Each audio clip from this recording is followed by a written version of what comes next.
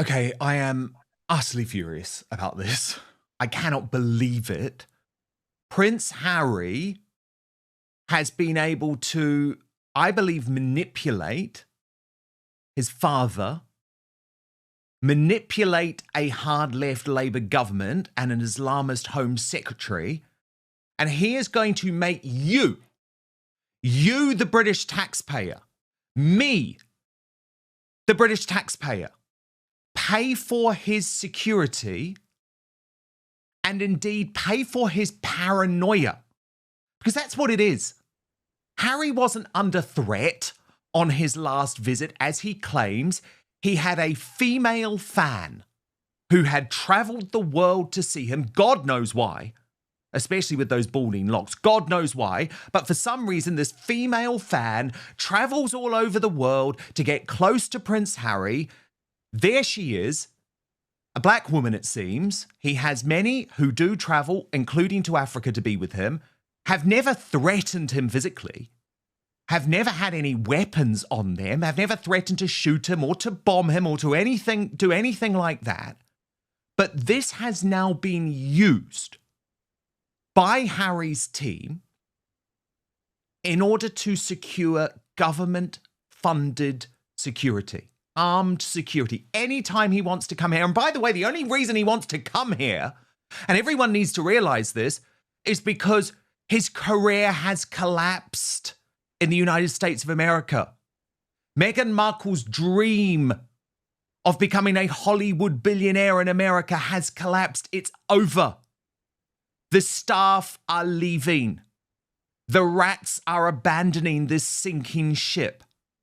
So Prince Harry has now come up with a fake story about a female stalker in order for us to have to cough up for him to visit our country when we don't even want him here. Remember, he accused us all of being racist. Do you remember that? It's an unbelievable situation, and we're going to get into what it really means with Lauren the Insider imminently. But first, I want to take you through this new reporting from Charlotte Griffiths. In recent months, she has become the propagandist-in-chief for the Sussexes in the Mail on Sunday over the weekend, where she revealed that the stalker scare means he is now nailed on to be given armed police guards for UK visits. It's honestly so infuriating. We're paying for this? Why? But Charlotte Griffiths writes, Prince Harry has won his fight for automatic taxpayer-funded armed police protection when he visits the UK, according to sources close to the Sussexes. A ruling in the Duke's favour, expected to be announced within weeks, could allow for a reunion between King Charles and his grandchildren Archie and Lily, who live in the US. Sources close to the Sussexes told the Mail on Sunday that the reinstatement of armed security has been assured after a fresh risk assessment was carried out for the Royal and VIP Executive Committee, RAVIC. They said it's now a formality. Sources at the Home Office have indicated that security is now nailed on for Harry. Harry was provided with police protection for only one day on a trip to the UK for a children's charity event. A female stalker who had previously made threats online, okay, let's see the evidence of that, please, was able to access a secure zone there. Harry was said to have felt abandoned 2 days later without police protection when the same woman got within a stone's throw of him at another engagement and attempted to approach him. It fell to a member of the Duke's private staff, who was ex-army, to step in and protect him. Well, protect him from what? Protect him from what exactly? Because unless she was armed, I think this was just a crazy fan. Because you'd have to be goddamn crazy to travel all over the world to see Prince Harry, so I agree with that. The article goes on, his timely intervention where he managed to body block the woman was one of several security lapses that were included as evidence to be flagged to the Risk Management Board, which advises RAVIC. According to sources, Risk Management Board members have now decided that the Duke does meet the threshold for protection, leaving RAVIC with little choice but to approve his request. A source said on Saturday the only thing that could scupper his approval now would be an intervention from the palace. That, however, seems increasingly unlikely given signs of rapprochement between the Duke and his father. Charles is said to be very keen to meet his Californian-based grandchildren on home soil again. The King last met Archie and Lily when they visited the UK as part of the late Queen Elizabeth II's Platinum Jubilee celebrations in February 22. At that time, Archie was 2 and Lily was 6 months old. A source close to the Sussexes said, "We aren't taking anything for granted. Obviously, given he's the king's son, it's the right thing to do. But it's about everyone being able to save face, and the risk management board is the common sense way to do that. If you knew about the kind of threats Harry and his children have been getting, then you would understand why he doesn't want to bring the kids over until police protection is granted." Meghan is not expected to join Harry on a visit to the UK next month, when he is set to give evidence in a court case involving associated newspapers. A spokesman for the Sussexes said, "We can't comment on security matters." A government spokesman said the UK government's protective security system is rigorous and proportionate. "It is our long-standing policy not to provide detailed information on those arrangements, as doing so could compromise their integrity and affect individuals' security." Well, I'm sorry, I'm calling bullshit on this. I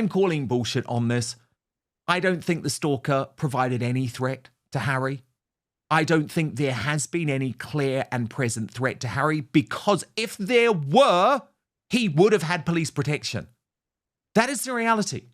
When there was a terror threat against Taylor Swift, she received full armed police protection. The same thing should apply to Prince Harry.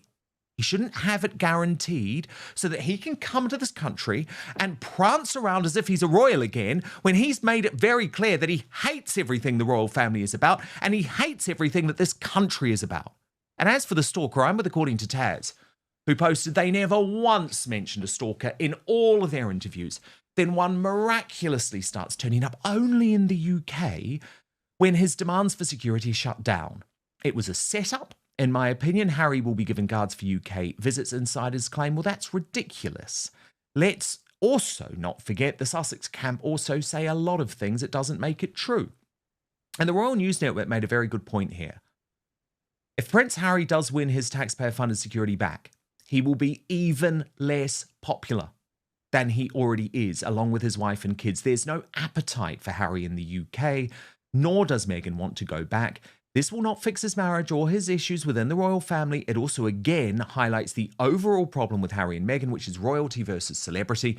Is the stalking the direct result of the royal family, or simply a byproduct of being famous? A lot of famous people, and even not famous people or internet famous people, have stalkers. Where is the line? Because if the reasoning is just that he has a stalker, I would imagine that every celebrity with the same problem should be afforded the same taxpayer courtesy. Lauren the Insider, I'm absolutely livid about this decision. Absolutely livid. I think this is a left-wing government being snookered by Harry. I understand why Prince William will be ropeable about it. They all warned Harry that he would lose his security. What he is unfortunately proving, Lauren, is if he just continues to moan, continues to whine, continues to lie, he'll get what he wants. And it's there are so never wrong. any repercussions for No. Harry. He behaves in the most atrocious way. Mhm. And we're all out working, and then, oh, there you go, there's our tax money, right? So we'll fund it. Oh, and we'll fund, all the illegal migrants coming over, and then we'll all probably crash our cars because there's so many potholes. If you live anywhere like me, it's an utter disgrace. But with this piece, Dan, when I read it, my alarm bells went off.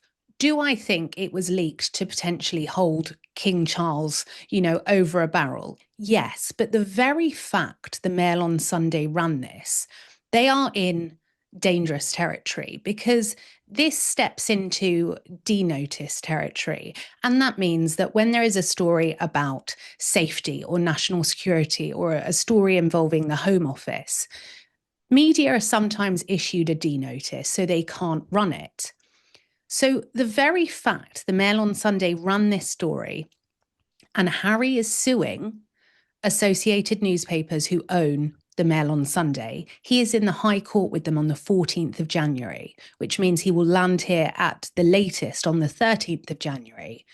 To me, I believe that the Sussexes team would have had to show some form of proof to the Mail on Sunday, because the spotlight's on the Mail on Sunday. Yes, we know they run puff pieces, but the reason this wasn't a typical puff piece is because it includes the Home Office, it includes Ravec and those kind of things. So for me, I believe Harry has had an early indication, because the very fact that he will land in a matter of days in the country, everything will be in place for his flight, his cars, his travel. So that's why I believed the Mail on Sunday on this occasion would have seen some proof. And I did a live about it. And then afterwards, I thought, well, I'll check because, I'll have a sounding board. I put a call into a contact within the palace, and they also believe that this was, the Mail on Sunday would have had to seen proof of this. Yeah, indeed. I mean, as Evie Clark says, and thank you for the super chat, Evie, we should be paying for Rupert Lowe's protection. But Harry, there's no comparison. And I mean, that is the point. We've got a politician like Rupert Lowe in the United Kingdom who is actually receiving direct threats, suggesting that he should be Charlie Kirk. Now, he's not getting that protection. Harry has a stalker. And Lauren, you just know if this he does have a stalker, does he? Well, 100%. And let's just say that this stalker had been a real threat, had been armed, Lauren. We would know every detail about it. Team Sussex would have leaked every detail about it. It's actually so desperate that this is all they have. And the rest of it, it's just, we're meant to assume. It's really bad. We're meant to assume. And the point is, Lauren, Harry has security if there is a clear and present threat. Yeah, he has but his ego wants security all the time. And, I've worked with people who have literally worked to just pay for their security. Security is a huge cost. The Kardashians will spend well over £1 million a year on security. It's huge. Evidently, Harry just doesn't want to pay for this security. To me, it looks like he knows exactly what he had to do to get the security. And, there's the narrative. Because I've said as well, you've seen him go through the official channels. Shabana Mahmood became Home Secretary on the 5th of September. And then in October, we see Harry put in this request. I believe he's been told, go through the official channels, wink, wink, nudge, nudge. This is what you need to do to get it. And I have no faith in the Home Office. I have no faith in King Charles, because I believe that King Charles has been working, behind the scenes with Harry, as we saw in July when the aides were meeting. This has been in the works, I'm afraid, for some time. And the problem that we've got, Lauren, is that this is going to be a deeply, deeply unpopular decision in the United Kingdom, as Brittany from the Royal News Network pointed out. And I'll come to it in just a moment, but there is now a push from the left-wing mainstream media in the United Kingdom for a republic, a very clear and present push.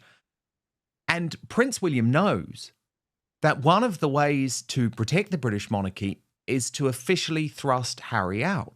And the fact that King Charles thinks that it's a good idea for his subjects, his people, to have to pay for his wayward son's security, I think shows that Charles is very out of touch with how the British people feel at the moment. The British people, Lauren, are very pro-monarchy on the whole, but they do not like what they're seeing at the moment from their king. We do not like it. We support the institution. Right now, it's pretty difficult to support the individual. And it's going to become even more difficult when it's clear that Charles wants us to pay for Harry's security. I mean, here's an idea, Charles. You could put your hand in your pocket, like you did for the first year. If you really believe that Harry deserves security, you pay for it then, privately. Because I don't believe the British public, Lauren, are going to be happy with the idea that we have to pay for this guy after everything that he said and done to us. I agree. It's not just the royal family he's attacked, it's Britain. It's Britain, it's the British people. We do not forget. This opens with pure rage, and deliberately so. The accusation is explosive. Prince Harry has allegedly manipulated his father, the government, and the system to make British taxpayers pay not for security, but for paranoia. The framing immediately strips Harry of victimhood and recasts him as entitled, cynical, weaponizing fear. This is not sympathy journalism. This is moral outrage. Here's where the so-called threat is dismantled. A fan travels to see Harry. No weapon. No violence. No threats. No arrest. The commentary draws a brutal conclusion. Celebrity obsession is not terrorism. If this qualifies for armed police, then thousands of celebrities should receive taxpayer protection, which they don't. This is the pivot point. The claim isn't about safety, it's about failure. The argument. Harry's US career has collapsed. Meghan's Hollywood billionaire fantasy is over. Staff are leaving. Money is drying up. So Britain becomes the fallback option, with the public footing the bill. The accusation sharpens. The stalker narrative is framed as a convenient invention, emerging only after Harry's security demands were denied. The outrage comes from timing. No stalker mentioned in interviews suddenly appears when security is refused. Coincidence? The commentary says absolutely not. Now the anger turns toward the press. Charlotte Griffiths is accused of acting as a Sussex mouthpiece, laundering Harry's narrative into legitimacy. The phrase sources close to the Sussexes is treated as a red flag, not a confirmation. This isn't journalism, the argument goes. It's strategic leaking. The so-called dramatic moment, a staff member bodyblocks a woman. From what? No weapon. No attack. No threat. The commentary ridicules the idea that this incident justifies armed police, calling it security theatre, not danger. Now King Charles enters the frame. The claim is devastating. This leak may be designed to emotionally blackmail the king using access to his grandchildren. Security becomes leverage. Grandchildren become bargaining chips. And taxpayers. Collateral damage. A key comparison is made. When there is a real terror threat, protection appears instantly. Harry didn't have protection because there was no clear and present danger. That, the commentary argues, is the smoking gun. This is the hypocrisy charge. Harry rejects royal duty, trashes Britain, accuses the country of racism, yet demands royal-level security, royal treatment, royal privileges. The conclusion: you don't get to quit the job and keep the perks. If this decision goes through, the warning is stark. Harry will become even more unpopular. So will Meghan. So will the monarchy. The public has no appetite for this, and the palace is dangerously out of touch. This section raises a crucial point. Because the Home Office is involved, this isn't a harmless puff piece. The Mail on Sunday would not run this without some form of evidence suggesting Harry already knows the outcome, which fuels suspicion that the decision is already stitched up. The problem with King Charles all over. King Charles only thinks the world of mainstream media exists, that is, brought in from the Royal Rota. He has no idea that there is a world outside of that because the Palisades keep it from him.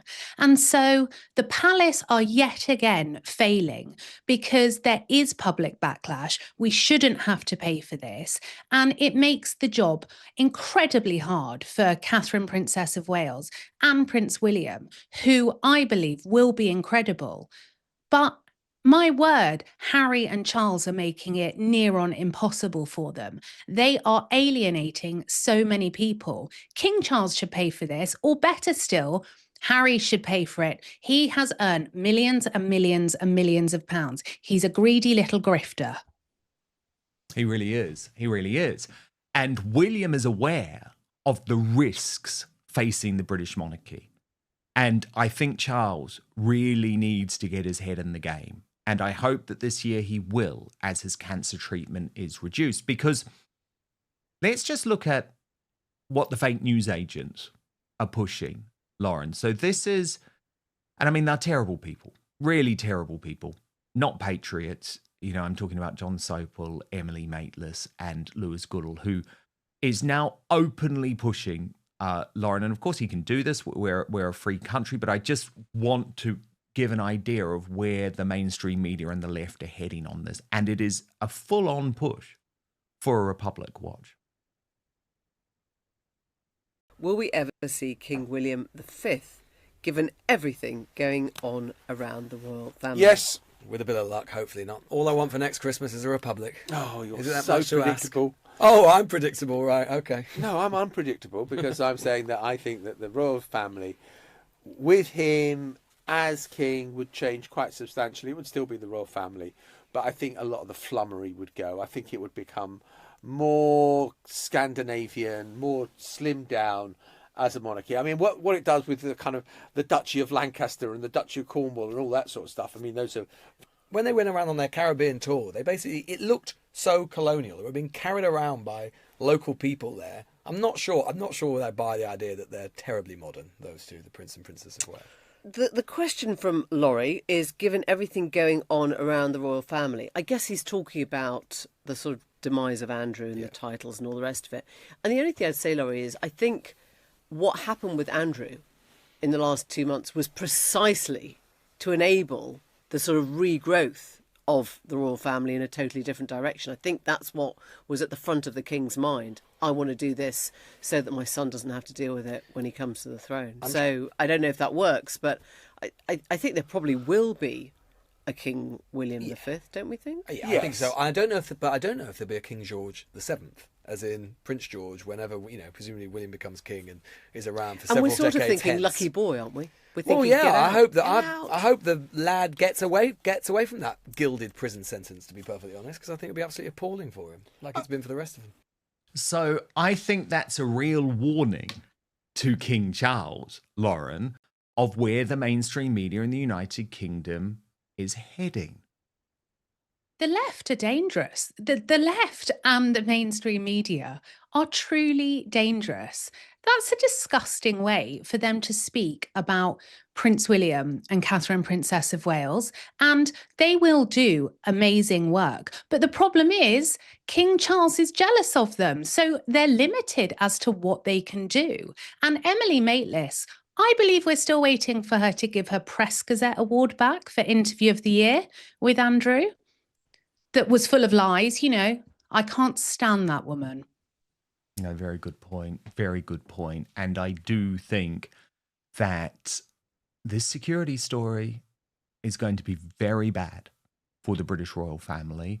Charles needs to wake up, because what he's also doing, of course, is damning William to having his younger brother running a rival royal court in the United Kingdom. Because what else does he have to do? Lauren, that's the other issue here. Harry has nothing going for him in America. He has no work over there. He has no meaningful charity over there. His marriage is completely miserable. He is totally miserable. So unfortunately, this security decision means we will be seeing a hell of a lot of Harry in the United Kingdom. That is bad news for Prince William, who is trying to protect the monarchy. Yeah, it's really, really concerning. I have concerns about how this will impact Catherine, because when I interviewed Tom Sykes, he spoke about the very pressure that Harry and Meghan and their behaviour had put on Catherine during her treatment and when she was recovering. And drama is everywhere that Harry and Meghan go. They can't be trusted. They leak stories left, right, and centre, and they don't even always leak, accurate. It's just propaganda. They are like little children that are throwing their toys out of the pram. We have coped just fine without them. And whilst I know America don't want them, we certainly don't want them back. Sorry, America, but we've got enough stress going on here at the moment. If you could just keep them for a bit, we would be most grateful. It's very true.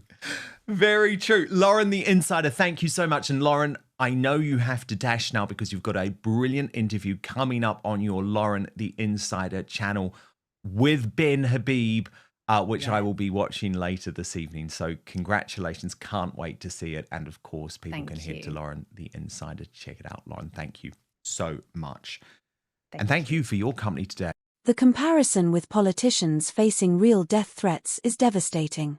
They don't receive armed guards. Harry does, for a fan. The message is blunt. This isn't about safety. It's about status. Here's the psychological assessment. Harry doesn't want protection when needed. He wants protection all the time. Not because of danger, but because security signals importance. And crucially, he doesn't want to pay for it. This becomes a monarchy-wide crisis. Prince William is portrayed as understanding the risk. Harry is toxic to the institution. King Charles, by contrast, is accused of emotional weakness, media blindness, sacrificing public trust for family guilt. This sets up a dangerous divide at the top. The commentary zooms out. The left-wing media is openly pushing republicanism. Harry's security saga feeds directly into that narrative. Every taxpayer-funded indulgence becomes ammunition against the monarchy itself. The solution offered is brutally simple. If Harry deserves security, Charles should pay privately or Harry should pay himself. Anything else is an insult to struggling taxpayers. This is framed as the ultimate betrayal. Harry's drama adds stress, forces damage control, undermines the future king and queen, all while they quietly do the work. A chilling warning closes the argument. With security guaranteed, Harry will return repeatedly running a shadow royal operation on British soil. This, the commentary claims, is a nightmare scenario for the monarchy. The conclusion is scathing. Harry has no career in America, no functioning charity, no public goodwill. Security isn't about danger. It's about relevance. And the British public is being forced to pay for it. Now it's over to you. Do you believe this stalker story justifies armed police? British taxpayers should fund Prince Harry's security. King Charles is out of touch with public anger. This decision risks damaging the monarchy itself. Comment below, say what the media won't. Like if your furious taxpayers are footing the bill. Subscribe for uncensored royal commentary. Share this with someone who still believes Harry's a victim. Agree or disagree, but don't stay silent.